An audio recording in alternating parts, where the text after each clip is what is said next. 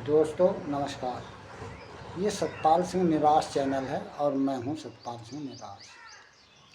तो दोस्तों ये आज दो बातें करेंगे हम।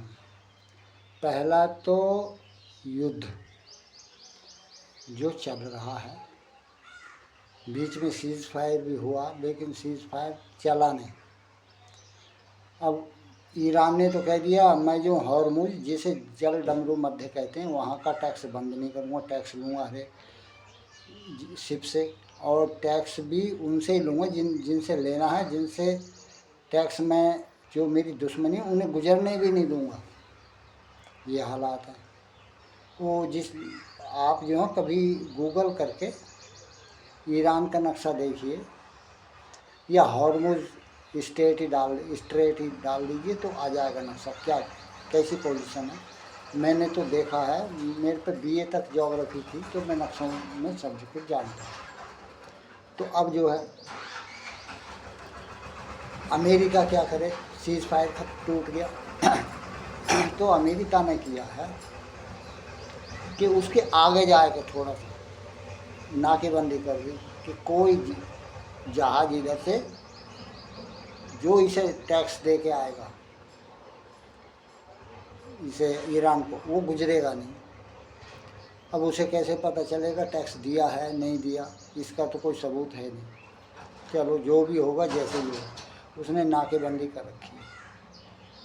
अब दो देशों पर ज़्यादा प्रभाव पड़ेगा। नंबर एक चीन पर सबसे ज़्यादा पड़ेगा क्योंकि उसका 90% 90% जो तेल था वो ईरान से आता था, वो बंद हो जाएगा, हो गया। और भारत का 20% आता था। तो भारत क्या कर रहा है, जयशंकर उस दिन से देश में नहीं आए। कतर, यूएई, संयुक्त अरब अमीरात, यूएई, सऊदी अरब, बहरीन, इन देशों से संबंध बनाते फिर रहे हैं कि हम तेल का अपना जो है इधर से ले लें, गैस ले लें इधर से, इधर जो जब तक झगड़ा है इसकी क्षतिपूर्ति होती रहे। तो वो कर रहे हैं, जैसा भी उम्मीद है हमारी बात बन जाएगी। तो इन दो देशों पर ज़्यादा प्रभाव पड़ने वाला था। हालांकि अमेरिका जो चाइना को ज़्यादा बंद करना चाह रहा है, भारत को वो भी नहीं चाह रहा। तो अब होगा क्या, उसने नाकेबंदी कर दी, वो वहाँ से छोड़ने को तैयार नहीं है। हालांकि अंतर्राष्ट्रीय नियमों के अनुसार कोई भी जल में किसी भी समुद्र से गुजरते हुए किसी को रोक नहीं सकता, लेकिन वो उस नियम का उल्लंघन ईरान कर रहा, तो अमेरिका ने भी कर दिया। अब वहाँ जाकर अमेरिका शिप ले नहीं जा सकता क्योंकि उसने 3000 के आसपास माइन बिछा रखी हैं समुद्र में, सुरंगें, बारूदी सुरंगें। अमेरिका कह रहा है कि इसकी खोज करके हम इन्हें नष्ट करेंगे। अब जो भी होगा जैसे भी होगा, अभी तो इसका कुछ हल निकलता दिखाई दे नहीं रहा। अमेरिका इसलिए कर रहा है कि विश्व उसका साथ दे। हालांकि ईरान अच्छा नहीं है, पर अमेरिका भी कुछ ठीक नहीं कर रहे, दोनों की गलतियाँ। अब क्या होगा ये तो बाद में ही पता लगेगा। अब इसे तो देते हैं विराम। अब वेस्ट बंगाल के चुनाव की बात, तो वहाँ जो है बात यह है, दो फैक्टर हैं।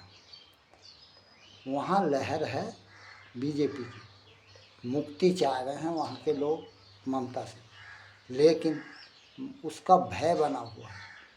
यदि बीजेपी उन वोटरों के अंदर से भय निकाल देती है या उनके भय का कोई समाधान कर देती है तो बीजेपी की जीत हो सकती है।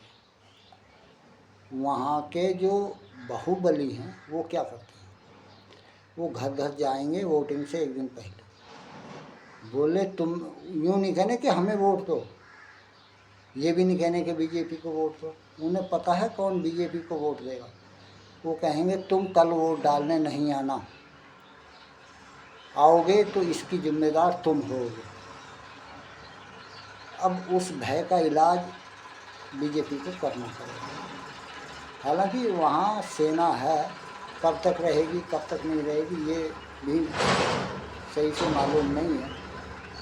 अब वो सेना की मौजूदगी उनके अंदर से भय निकाल पाएगी नहीं निकाल पाएगी ये भी अभी पूरा पक्का नहीं है।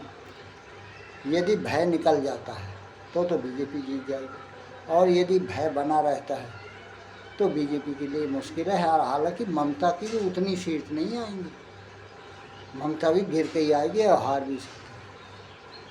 हालांकि पहले का ये रिकॉर्ड है कि जब विपक्ष 41% वोट हासिल कर लेता है तो सत्ता पक्ष हार जाता है, और इस बार जो सारे आंकड़े 42% ले रहे हैं।